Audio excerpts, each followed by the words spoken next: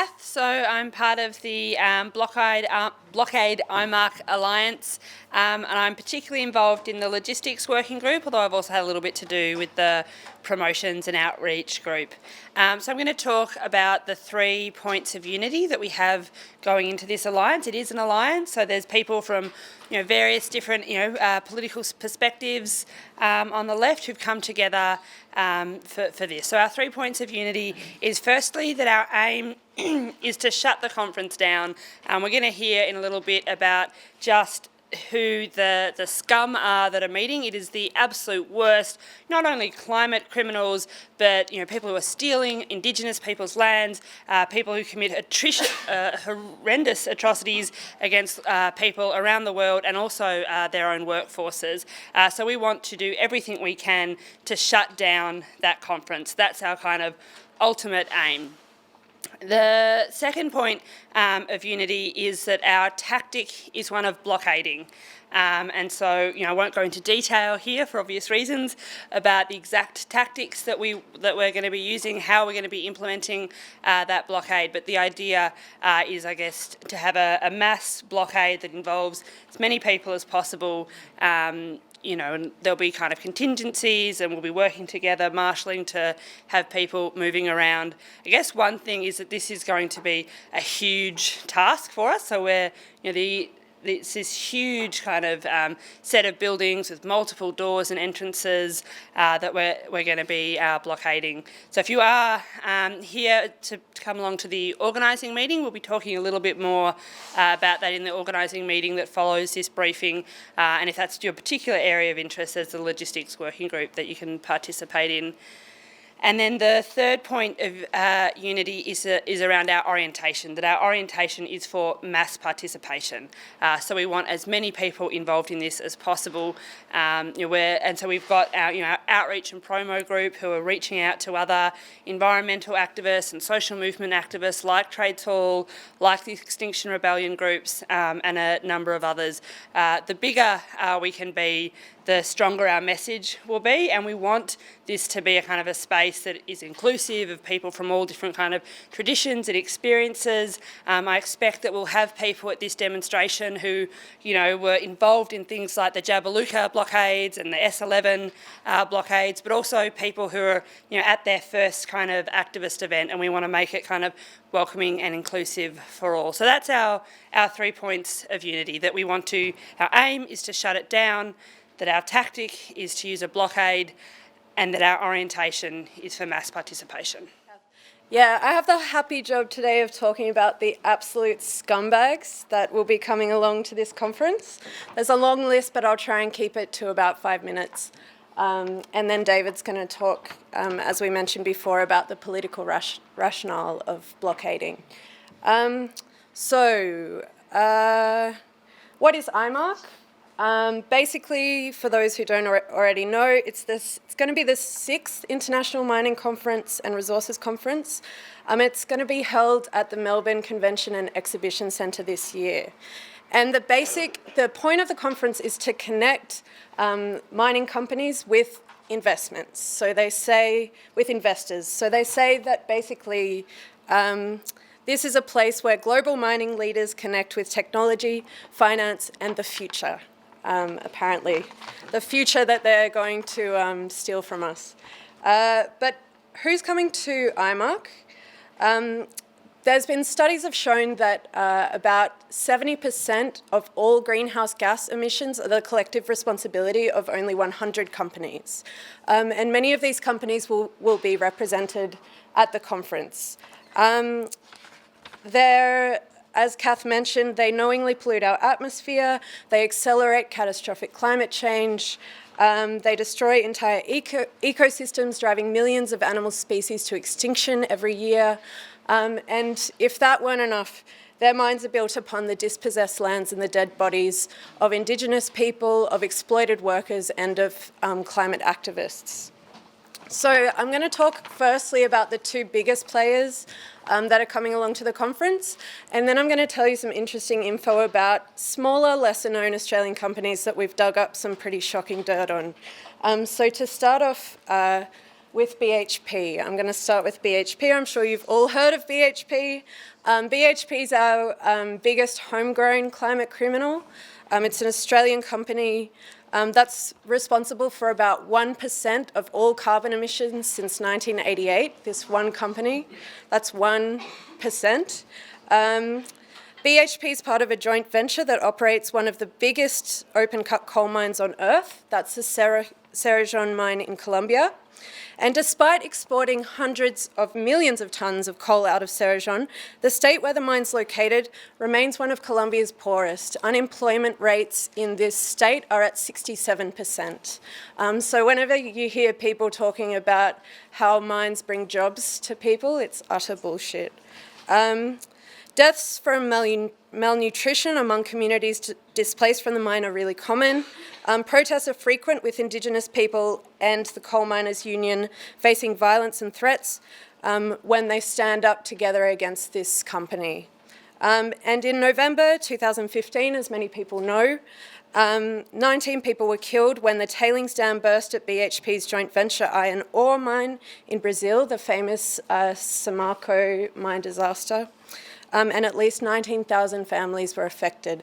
So you can see here the contrast between their greenwashing efforts to make themselves look all green and clean and the reality of what this company brings to the people of Colombia and other people all over the world. The second biggest climate criminal at the conference is the world-famous Rio Tinto.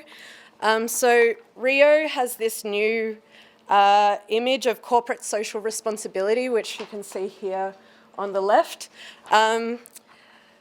But, you know, as we all know, they've been plundering resources, smashing unions, and organising murder through backing authoritarian regimes for decades.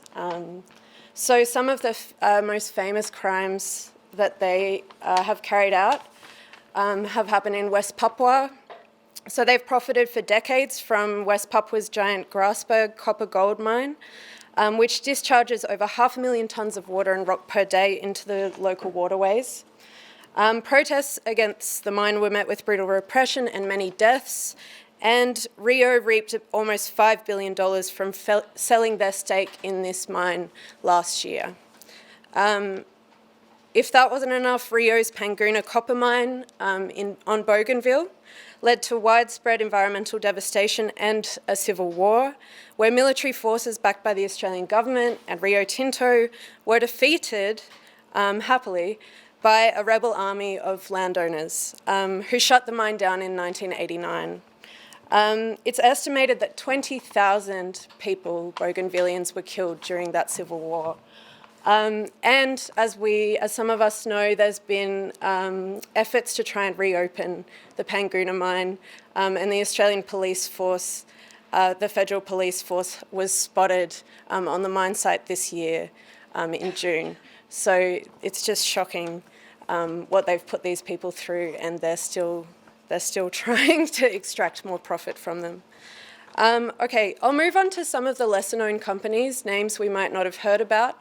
But people that are coming along to this conference, a lot of them are Australian companies. So Oceania Gold, this Australian-Canadian company, profits from the Depidio gold mine in the Philippines, which has been the scene of many local protests. And locals opposed to the mine have been killed for protesting. There were solidarity protests around the world in recent years when the company lodged a case for crippling compensation after the government of El Salvador banned a gold mine from being developed to try and preserve the local water supplies. We're going to have a big solidarity protest with Oceania Gold coming up soon, and we'll give you the dates and info for that afterwards. I don't have them on me. Another company, I don't have a slide for this one, another Perth-based company called Resolute Mining. It's a gold mining company, lesser known, but is guilty of things like employment, like discriminatory employment practices, imprisonment of workers who try to fight back against these practices, and the murder of local protesters who've tried to stand up to this company. So they have keynote speakers at this conference. Brett Ascott will be a keynote speaker. He's their technical services manager. And they covered up, Resolute Mining covered up a deadly protest in Mali, in the commune of Furou, where security forces opened fire on protesters who were trying to get their fellow workers out of jail. One person was killed, about 20 people were injured, women and children included, for engaging in civil disobedience against this company. And they've managed to cover it entirely up. Another lesser-known mining company is Crest Mining. It's Australia's largest gold mining company, and it's the 6th largest in the world. Crest Togarachi mine in Indonesia has gone ahead over the objections and the dead bodies of protesting traditional landowners, with protesters killed in 2004 and 2013 after Newcrest paid one of Indonesia's most notorious security forces to protect the mine. Okay.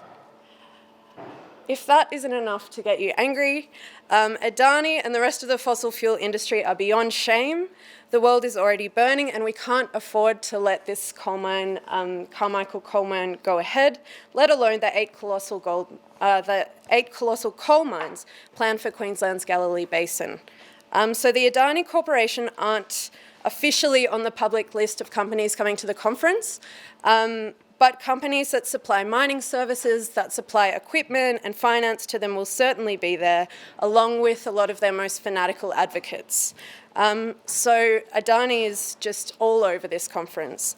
For example, the Calibre Group, which is a Brisbane-based engineering and construction firm, is designing the railway line to open up the Carmichael mine to the ports.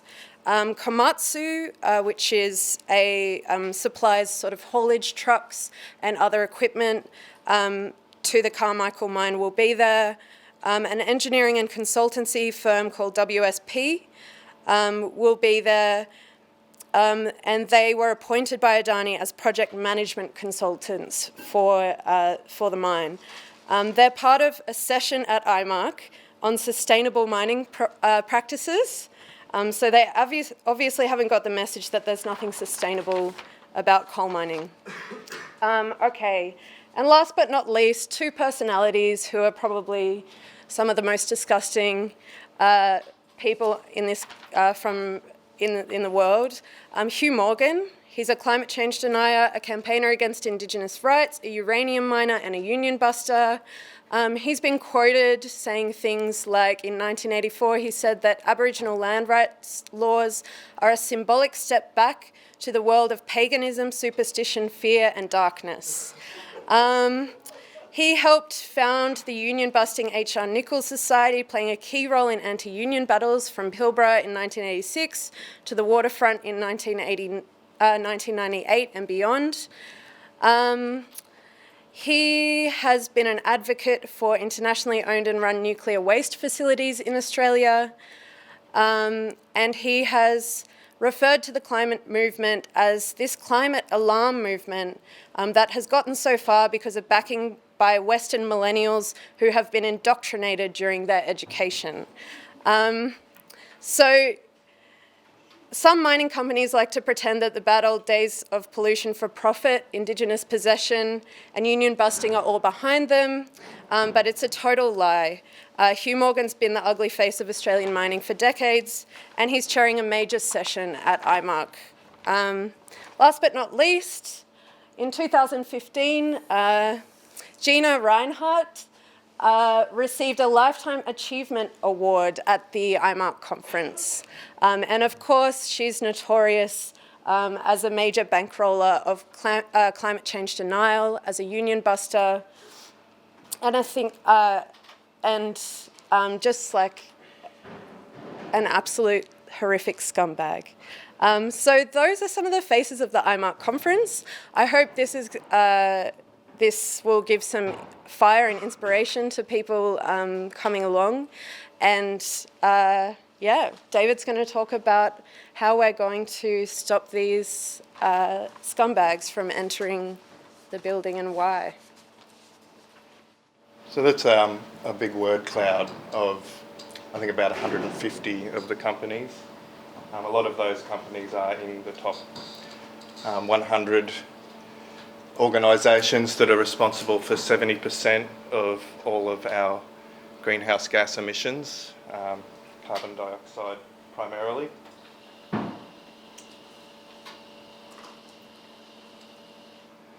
And so I wanted to talk a little bit about the reasons why we will blockade, which will be different for each of the co-hosts for this event, but the things that probably we all have in common is just wanting to raise awareness, because a lot of the crimes that these organisations commit, they commit in secret, and they greenwash their organisation with corporate social responsibility reports, glossing over all of their malpractice and the environmental consequences, the externalised costs of their business models, which are paid by Indigenous people, by the wildlife, and by us all. The climate change is going to have very real impacts in our own lifetimes, and we'll be seeing hundreds of millions of climate refugees.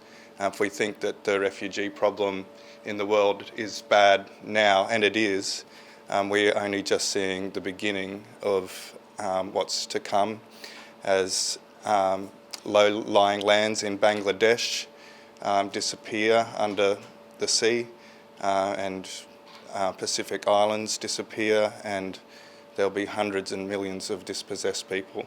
One of the things that we discovered in our research was an environmental report by the EJA, Environmental Justice Australia, who discovered in Queensland that there were about 15,000 mines that had not been cleaned up properly, and that mining companies had avoided their responsibilities, and they did that in a number of ways, including using up their cash reserves, selling their mines cheaply to smaller companies, and expanding mines instead of closing them.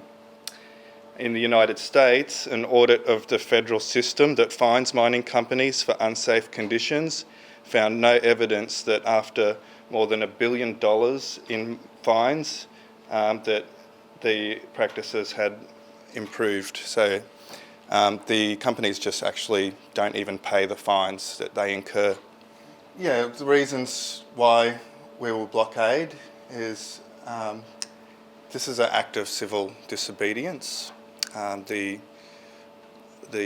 mining companies are definitely going to be protected by the police, and think that they have a right to undertake this sort of conference and attract investors and basically lie to them about their business models and their practices.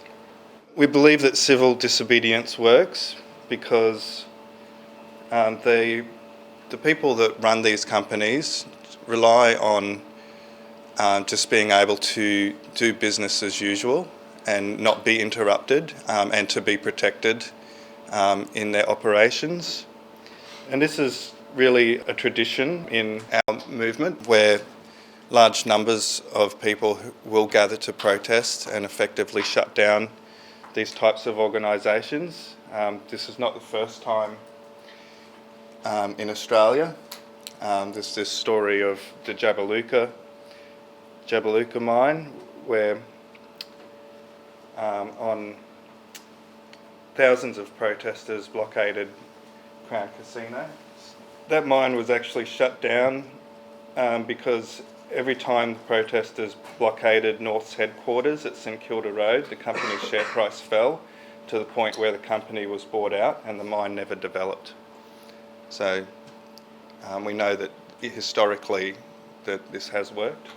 In 2011, there were thousands of people that joined as part of the Occupy Melbourne movement, which was part of a wave of worldwide protests. And in 2019, we're going to continue this tradition. We are part of a global movement for climate justice, for Indigenous rights, for workers' rights. We're against animal extinction and we're for a sustainable environment. And thousands of us are going to converge on Australia's biggest gathering of climate criminals, and using mass civil disobedience, our aim is to shut it down. Who we are? We're an alliance of different organisations, and there's quite a list here of groups that are joining together. In Extinction Rebellion, the Rainforest Action Group, and Uni Students for Climate Justice, Frontline Action on Coal.